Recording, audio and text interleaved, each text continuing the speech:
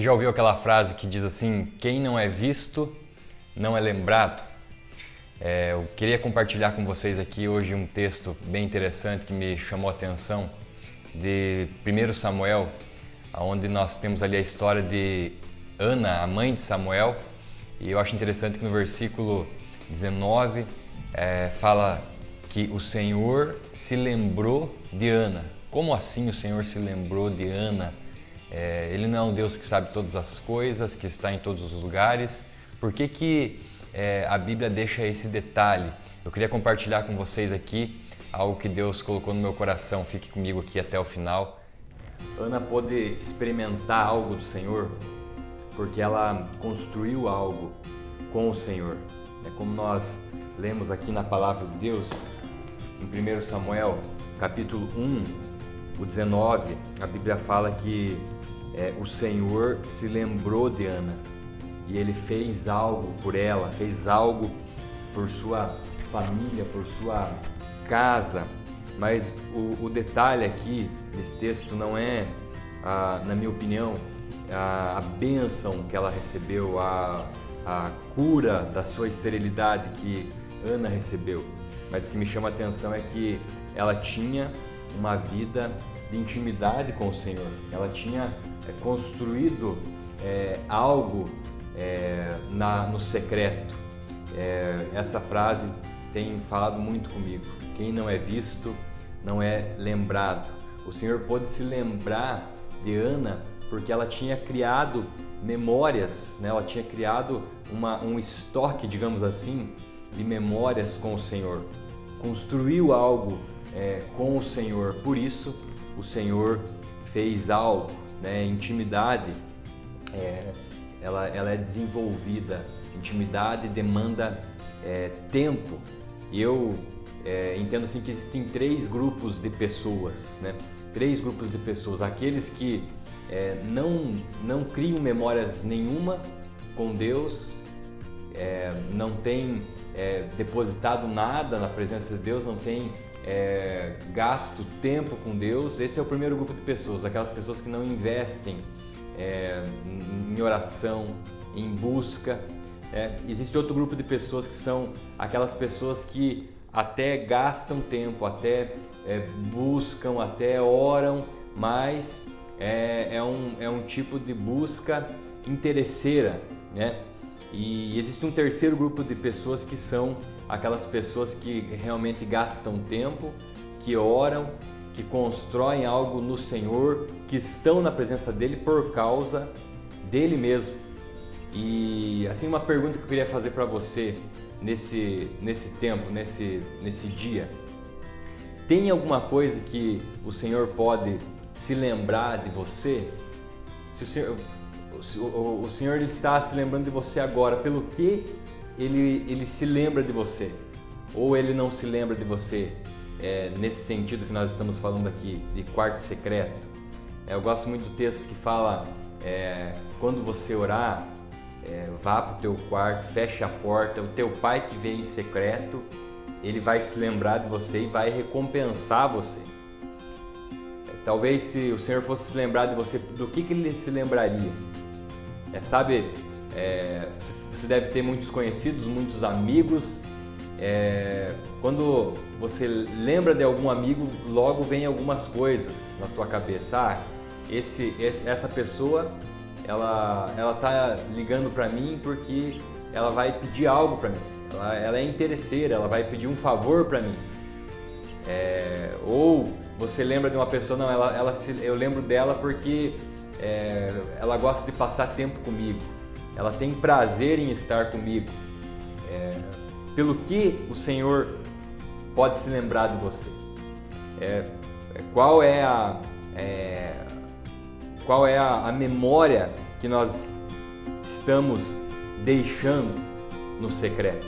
Sabe, muitas vezes a gente acha que o tempo de quarto secreto, o tempo de oração, o tempo onde nós dedicamos o nosso tempo em oração, em busca, não tem resultado. E em partes isso é uma verdade, porque o impacto do lugar secreto, o impacto geralmente ele fica evidente, ele aparece posteriormente, não é algo que na hora aparece o resultado. O impacto do quarto secreto ele se dá após o quarto secreto e às vezes não é no mesmo dia, às vezes é depois, às vezes é anos depois. Algo que nós precisamos entender, nós precisamos construir algo para que o Senhor se lembre. E assim, o quarto secreto, a oração, né, falando especificamente da oração, ela calibra, né, a nossa alma, ela calibra as nossas emoções, ela calibra o nosso espírito.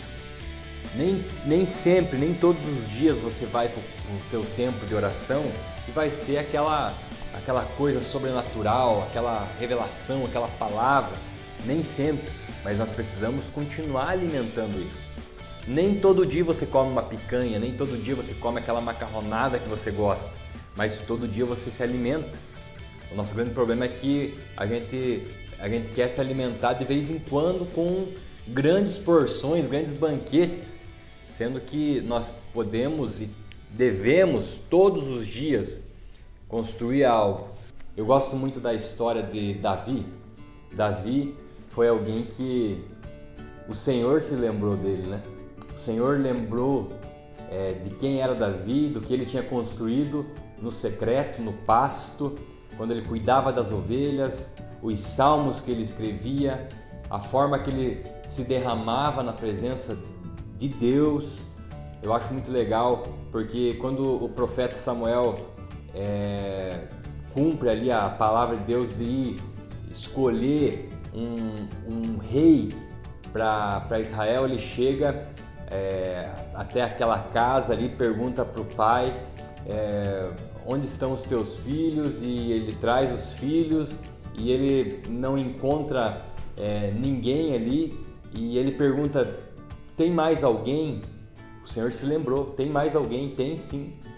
E esse menino, Davi, estava criando memórias, né, no secreto. Eu creio que assim, Davi, ele não tinha popularidade nenhuma nem entre os irmãos, ele não era conhecido entre os irmãos, ele não tinha conhecimento entre os irmãos, talvez ele era o mais desprezado, mas ele tinha sim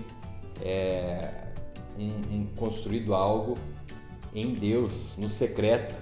Por ele ter construído isso no secreto, o Senhor pôde recompensar ele em público, tornando ele o rei. Até foi o maior rei que Israel já teve. O maior rei que Israel já teve foi Davi, um homem segundo o coração de Deus. Ele não era bom porque ele era um rei. E Deus exaltou ele porque ele era um homem segundo o coração de Deus, que construía algo no secreto. Sabe, uma dica para você, algo que é uma palavra de Deus para você. Não se preocupe em aparecer diante das pessoas. Não, a gente vive numa geração do selfie, né? Eu quero aparecer, eu preciso ter um nome. As pessoas têm as redes sociais, elas postam fotos, elas querem ser vistas pelos outros, querem aprovação. Sabe, a minha dica para você é: não se preocupe em aparecer para as pessoas, em ter um nome. Preocupe-se em ter um nome, ser reconhecido no secreto. Se preocupe em construir algo no Senhor, aquele que pode se lembrar de você, aquele que pode fazer algo por você. Deus tem falado muito comigo num texto, essa semana foi um devocional meu, Amós capítulo 9, versículo 14.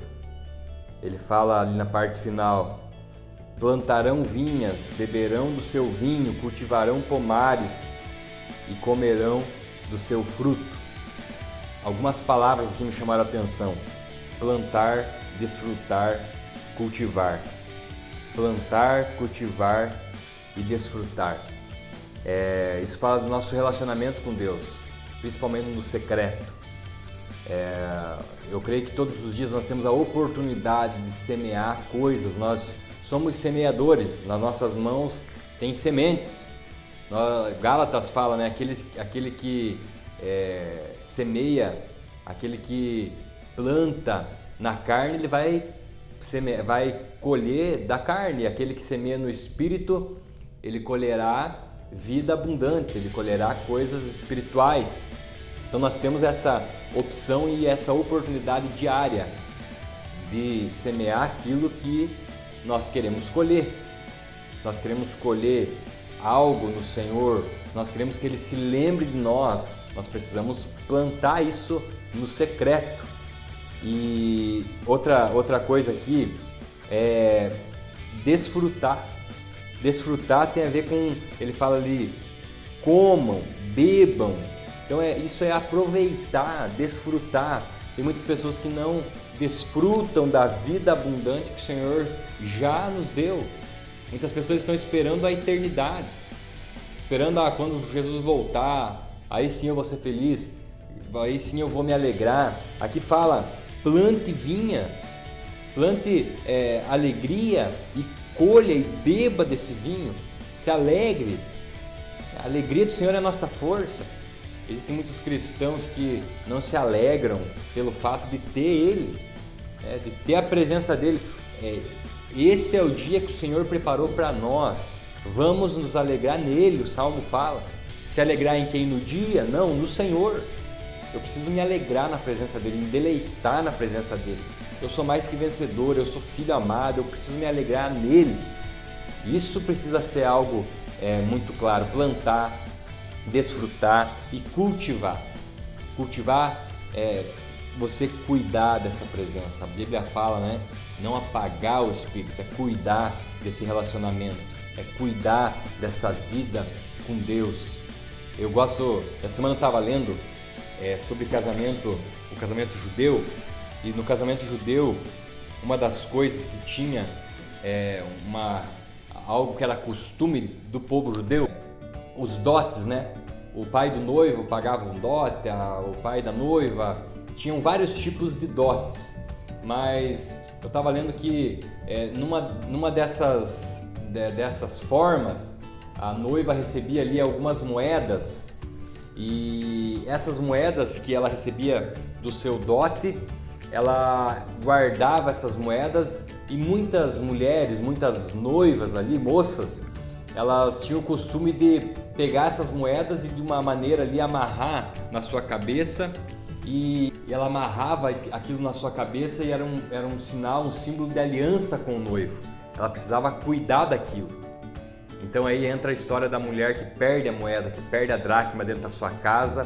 Então ela varre tudo, ela arrasta os móveis até encontrar, porque ela precisava cultivar aquela aliança, aquele relacionamento. Que nós possamos ter esse entendimento que o Senhor vai se lembrar de nós, mas Ele precisa se lembrar desse relacionamento com Ele, para que Ele possa realmente vir sobre nós e nos abençoar cada vez mais com a Sua presença. Que nós possamos plantar, que nós possamos desfrutar dessa presença maravilhosa, que a gente possa cultivar também essa doce presença do Espírito Santo, não apagar. Deus abençoe você. Se você gostou desse vídeo, compartilha, deixa o teu like aí, se inscreva aqui no canal. Deus abençoe você, até a próxima.